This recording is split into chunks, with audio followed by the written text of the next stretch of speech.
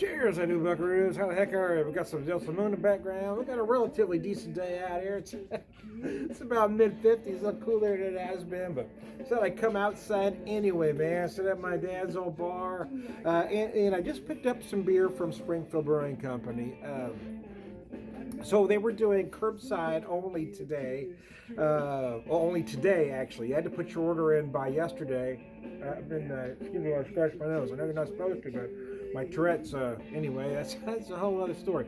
Anyway, so yeah, so they had several different options available. One was a brewer's pack, right? So what they guaranteed you a 6-pack of their Green Ghost, their flagship IPA, the Green Ghost, and then one 6-pack of one of their regulars. In this case, I got the Walnut Straight Wheat. And the funny thing is, before I saw what I had, because it was kind of a mystery, right? I didn't know exactly what I was going to get. I was kind of hoping it was going to be the Pale Ale, but then when I saw it, I said, you know what, this weather is perfect for the Walnut Straight, and I hadn't visited in a while. So, and then they had you got 2 crowlers of their pub-only beers, and I ended up with their Oscura, their Mexican, their dark Mexican lager, and their Mellow Pomelo, I believe they call it, their grapefruit IPA. So, and again, that was kind of a mystery. You didn't know which 2 of those you were going to get. They have a Japanese style lager that just came out, and I was hoping to get that one, but I'm okay with these 2 that I got here. And then you got a 4-pack of their specialty versions of their Mud House Stout, the cappuccino and a cold brew. So you got the 2 6-packs of beer, the 2 crowlers, and the 1 4-pack for $30. So you do the math on that, that's not too bad, especially when you consider that there are places around here getting $15 a crowler. I bought a mixed 3-pack of crowlers last week for $24. So that's at $8 a crowler. So even if I figure $9 each for the 6-pack, which is pretty reasonable, that's 18. And so even if I figure, $8 a piece for the crowlers, 16, I'm over that 30 mark. So I figure that's a pretty good deal. Anyway, and I've been really trying with this going on. Of course, what I'm able to buy is limited, and after this week, since last week was my last paycheck, so I may not be able to buy much more. But I have been trying to. Well, I've been trying to buy more local and really showcase local. But I've also been doing some macro stuff because now I'm poor. So anyway, and somehow I got added to a whole bunch of chug groups, and I've never really been a chugger, but well, not since my young days, I should say. So anyway, so let's focus on this for a second. This is American style wheat beer. It's not a Hefeweizen, so let's be clear about that. It's American style wheat beer, unfiltered, featuring mild floral and fruity notes. It's 5%. Show you that bottle. And I hadn't had this one for quite a while. I got a few glasses ready before I knew exactly what styles I was going to end up with. So I know, so I'm using the Pilsner glass. But this particular Pilsner glass was from the 5th Annual International Beer Festival. So when I believe this one was from,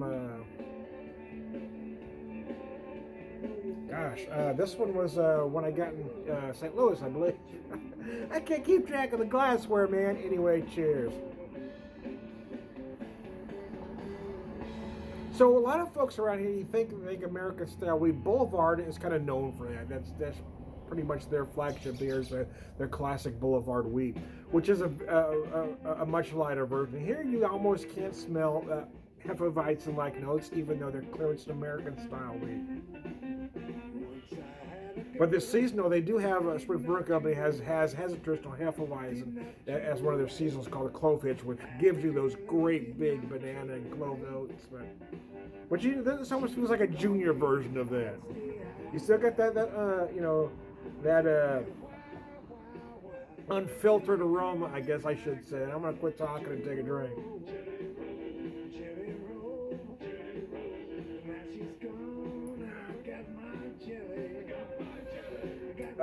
I've had a lot of glassware in cabinets and boxed up, and I've been trying to get a few out. And I hadn't used this glass in quite some time, so I got it out and cleaned it up today.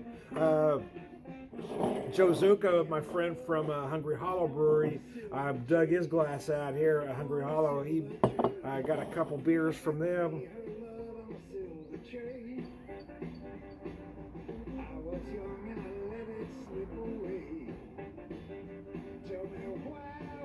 I'm going to be focusing on Springfield Brewing and Hungry Hollow this weekend.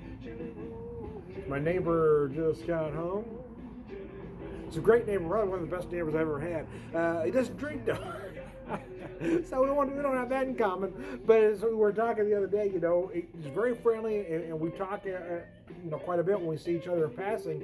But I mean, you know, they're friendly without being intrusive. You know what I mean? It's a perfect kind of neighbor, you know.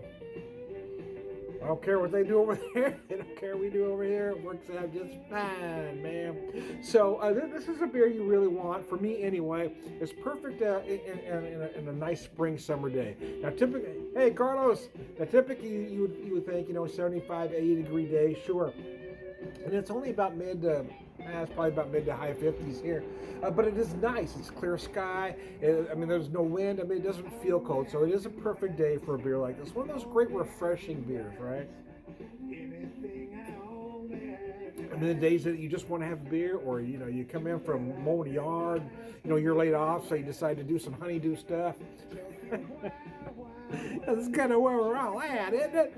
Anyway, that's where we're at, Tom, damn it. Anyway, yeah, so we're trying to fill our days.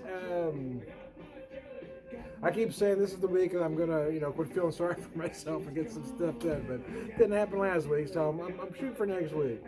I'm starting to exercise just a little bit more every week, but not near as much as I should be, in all honesty.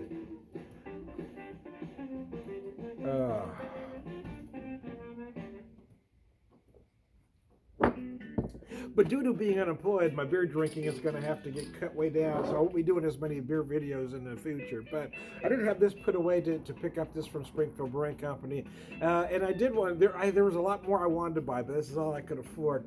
Because I really wanted to buy a 6-pack of their Green Dragon, their double, the version of their double IPA. So, but I didn't. I bought the brewer's pack, so I thought, well, that's a good value. Lets me get a nice sample of everything.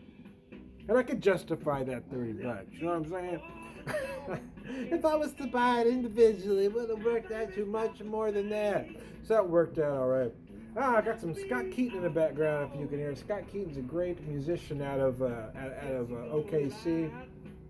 He doesn't really consider himself a blues artist, although most of the times that I've seen him have been in conjunction with the Blues Fest. But he considers himself a rock and roll, and what he means by that is rock and roll. He means rock and roll, you know, old school rock and roll, and not what rock has become. Anyway, cheers.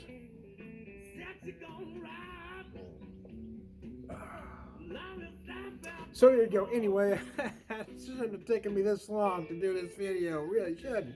But it is the first beer of the day, and I didn't want to knock her back quick. In fact, I didn't have a reason to. It's not like I've been working hard before this moment. Well, the only thing I've got accomplished today is I did make breakfast, and I did make lunch, and then I did pick up the beer. So I got something done, I suppose. I made some, actually yesterday, I cooked some pinto beans up, kind of slow cooked some, and turned them into refried beans, and that's we had a kind of little nacho plate for lunch today. We just ate some pinto beans yesterday, man. We'll probably have bean burritos for dinner. Work through that. Yeah, I just made a couple cups of pintos and keep dry beans around, man. Especially right now, everybody's tight, budget's tight. But beans, man, you can't go wrong with beans. Anyway, Tom, shut up. Anyway, nobody cares anymore, Tom. I am. Oh, it's a good beer though. It is. I haven't had this one in quite a while. You can feel that wheat body. Little yeasty, cleans up nicely in the finish. It's just one of those. I mean, it's a pounder. So if you've had one of those days you want to knock one back, this one's going to do the trick for you. I am Tom the Beer Whisperer, Beer Evangelist, prolific drinker, pervert wisdom man.